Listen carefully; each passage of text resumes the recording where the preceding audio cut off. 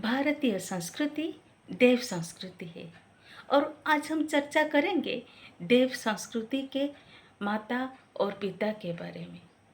माता हम किसे कहते हैं? जब हम एक छोटे बच्चे को कुछ पढ़ाने के लिए जाते हैं, कुछ सिखाने के लिए जाते हैं, तो हम उससे बोलते हैं माता देवो भव, पिता देवो भव, गुरु देवो भव। अर्थात सब देवताओं से पहले हम माता का नाम लेते हैं।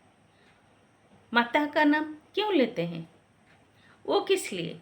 क्योंकि माता के पास वो असीम शक्ति है जो एक सूक्ष्माति सूक्ष्म कोशिकाओं को भी एक सर्वांग पूर्ण अवयव में परिणत कर सकता है।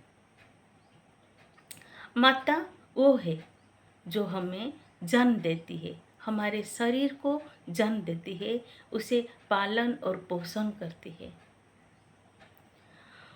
वो माता है जो हमें जन्म देती है और हमें पालन और पोषण करती है। और एक माँ है जो हमें हमारे आत्मा को परिशोधित करती है और उसका हमारे आत्मा का पालन और पोषण करती है। हमारे आत्मा का माता गायत्री माता हमारे आत्मा का पालन और पोषण करती है और हमें श्रेष्ठ से श्रेष्ठतर बनाने के लिए प्रयत्न करती है। मनुष्य में देवत्व का उदय करती है। हमें हमारे बुद्धि को श्रेष्ठ मार्ग में, उत्कृष्ट मार्ग में, उच्चतर मार्ग में चलने के लिए प्रेरित करती है। और अब भारतीय संस्कृति के पिता यज्ञ भगवान ही देव संस्कृति के पिता है। पिता किसे कहते हैं?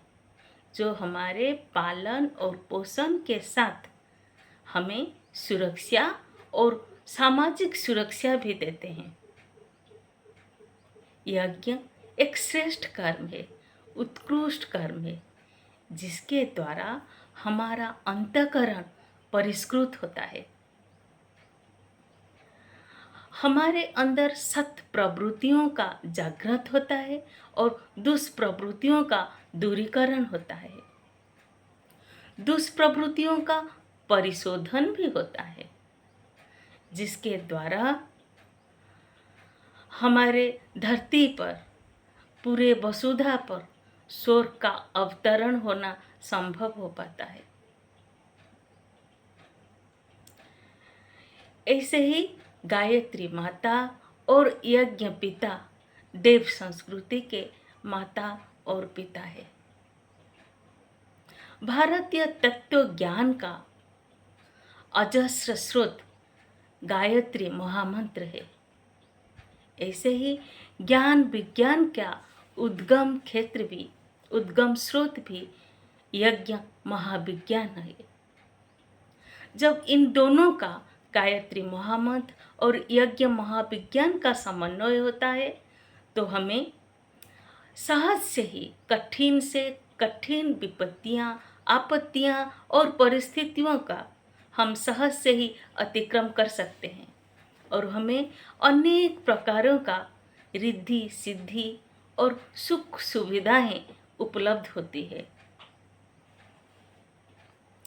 ज्ञान विज्ञान के क्षेत्र में गायत्री महामंत्र और यज्ञ महाविज्ञान, इन दोनों का सामर्थ्य अति महान है।